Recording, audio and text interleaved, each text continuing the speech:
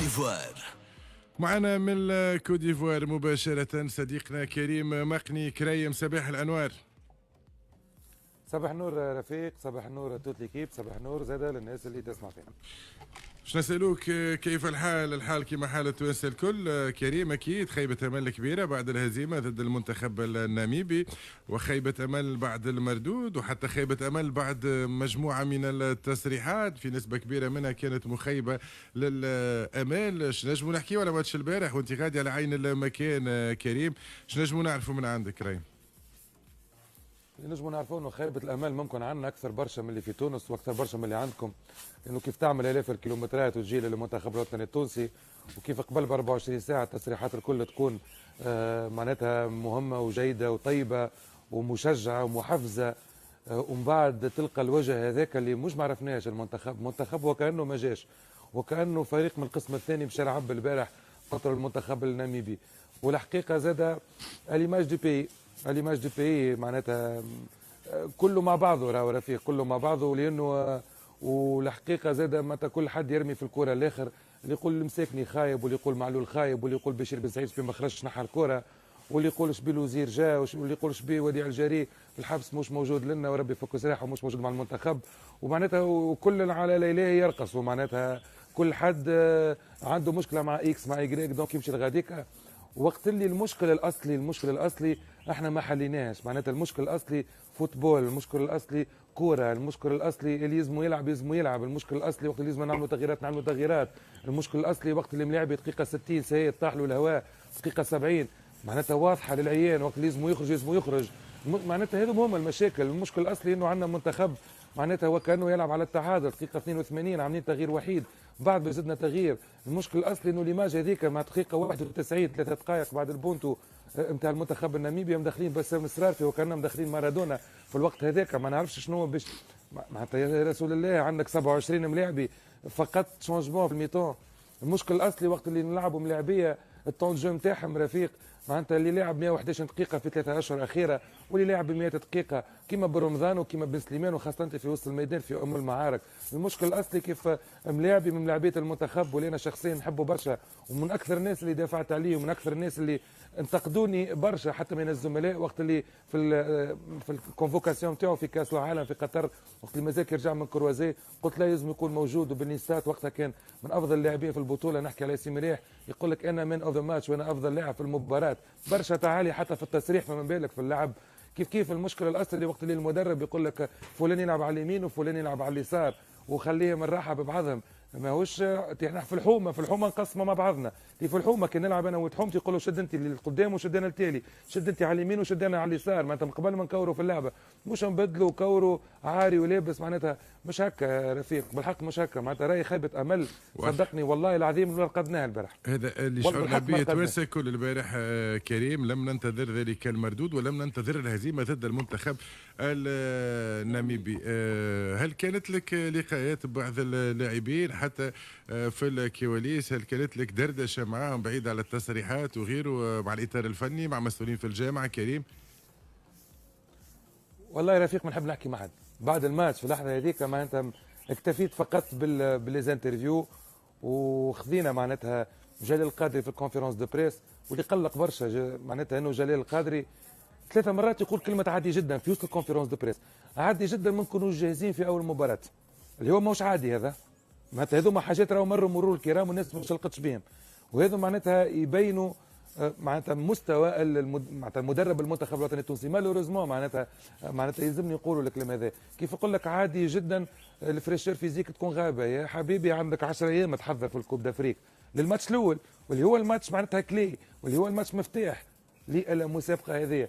دونك كيف الملاعبيه معناتها ياسين مرياح، بالرغم اللي ثم اعتذار يوسف المساكني، ما نعرفش اسكو نكونوا معناتها الفو بوزيتيفي بوغ لو دوزيام ماتش، اسكو معناتها نرجعوا على البارح، بارفوا الواحد يبدا اسكو نزيدوا ننزلوا عليهم، ولو انه هذاك هو الواقع وهذاك هو اللي لازم يصير. وبعد جي موان دو توا مازال عندنا ماتش نهار السبت، عندنا مباراه مهمه ومصيريه، ومش تلعب قدام جمهور رهيب. معناتها البارح معناتها وصلت ودخلت وشقيت وسط الجمهور المالي، باش نلعبوا ضد جمهور رهيب معناتها راه ما عندكش فكره 25,000 من مالي لهنا ودرابك وطنبورات كي ما ربحتش ناميبيا انت معناتها الجمهور معناتها 3000 في استاد ودنيا فارغه باش تربح توا مالي معناتها راهو بارفوا توكا هذا ما نتمناه كريم، نجموا ننقذوا المقابله نتاع البارح وهذا مشروع وحقنا واجب باش نعريو الحقائق والحاجات اللي ما مشيتش، ولكن يبقى ان نتفائل في المقابله القادمه وباش غدوه بعد غدوه باش نعاودوا نحكيو يلا الاولاد واحنا وراكم، لا خيار لنا الا تشجيع المنتخب نتاعنا.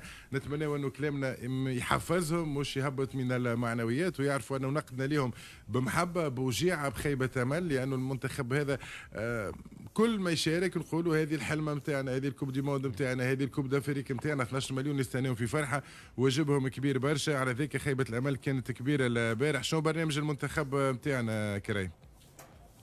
بون برنامج المنتخب المفروض اليوم السيونس ديكراساج الملاعبيه لعبت البارح، ولو انه ما يستحقوش ديكراساج خاطر بريسك ما لعبناش، دونك سيونس اونتريمون اليوم كيف اليوم يرام الطا ياسين الخنيسي، لانه تلمو معناتها المنتخب ياسر خايب، ما حكيناش على اصابه ياسين الخنيسي في حتى وسيله اعلام، دونك اليوم اصابه في الركبه ان شاء الله لاباس وان شاء الله سلامات الطا ياسين الخنيسي اللي خروجه زاد معناتها اثر ممكن على المنتخب، لانه ماهمش نفس ستيل دو جو، ثقيل برشا الحقيقه. مهاجم اللي دخل من بعد هيثم الجويني ماهوش نفس ستيل جو، معناتها جويني ممكن تاع اتاك بلاسي، واحنا ما عملناش حتى اتاك لا بلاسي لا نو بلاسي، ما لا غالب هذاك هو المنتخب الوطني التونسي.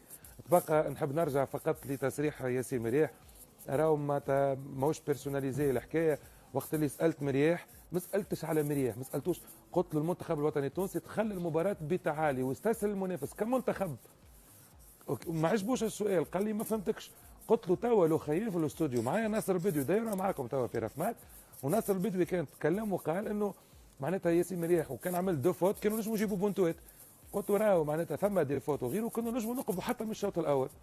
دونك عمل لي جريماس بوجهه خايب برشا وما جاوبنيش، ومن بعد رجع جاوبني. معناتها ديجا ما نحبش نشخصن الموضوع، ولكن معناتها حتى اجابته نتاع انه ما يشوفوش مليح، معناتها اللي ما يشوفش مليح قال انا رجل المباراه كريم، هو رجل المباراة. ولا اذا كان ناصر بدو ما يشوفش مليح راه ما يجيبكش من المتلوي، يهزك للسياسات باش توصل المنتخب باش تمشي كوب دي موند 2018. ما نشخصنوهاش كريم، خليها ما يسالش حتى لو كان انتقد هو الناصر، نجموا نفهموا زاد العباد مضغوطه ماهمش فرحانين، ثابت الاولاد ما نجموش يكونوا فرحانين البارح بعد الهزيمه، ولكن زاد نردوا بالنا شويه في التصريحات، لانه هي تنجم تزيد تاجج الراي العام وتخلي العباد تولي تحكي على المنتخب افيك ديغو، معناها لازم تخسر، لازم تعطيني مردود هذاك، لازم تخرج تعطيني تصريحات من نوع هذايا. شكرا لك كريم، ملتقانا ان شاء الله غدوه نحكيو في اكثر اخبار على المنتخب، ان شاء الله تكون اخبار زينه، نعرفوا برنامج المنتخب ونبداو نحكيو على بوادر التشكيله. نتصور باش يكون فما تغييرات في التشكيله القادمه لمنتخبنا في المقابله الثانيه اللي باش يكون موعدها نهار السبت. خليك 30 ثانيه كلمه ختام كريم، كان عندك شحب تقول؟ فقط نصيحه معناتها ورجاء لكل القائمين على المنتخب الوطني التونسي رفيق، انه ما نلوجوش على شماعات اللي فشلنا في المباراه الاولى، يعني ما نلبسوهاش في راس يوسف المساكني، لانه يوسف ابارتير من دقيقه 60 بريسك ولا ما عادش يجري وهذا واضح للعيان.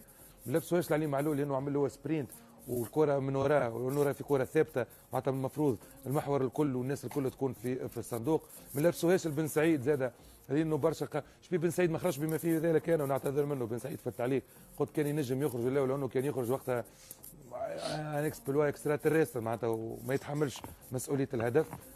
معناتها المسؤوليه جماعيه، لاعبين، اطار فني، محللين رياضيين اللي طالبوا بالرمضان لازم يكون اساسي في كل القنوات والاذاعات وغيره، واللي طالبوا انه فلان يكون اساسي وفلان فهمتني. راه المدرب اليوم تقعد بينك وبين روحك تشوف ملاعبيتك اللي جاهز يلعب، واحنا قابلين بكل شيء يا اخي. كوروا وما نربحوش ما يصيرش، مفيد كوروا وان شاء الله مربوحه ان شاء الله يا ربي. شكرا لك صديقنا كريم مقني من الكوت ديفوار، وشكرا فيفو على الكاليتي بتاع الصوره العالميه اللي قاعدين من خلالها نشوفوا في صديقنا كريم مقني من الكوت ديفوار. بعد الفاصل نرجعوا نحكيوا على تصريحات يوسف المساكني وياسين مرياح اللي اشار لهم صديقنا كريم مقني.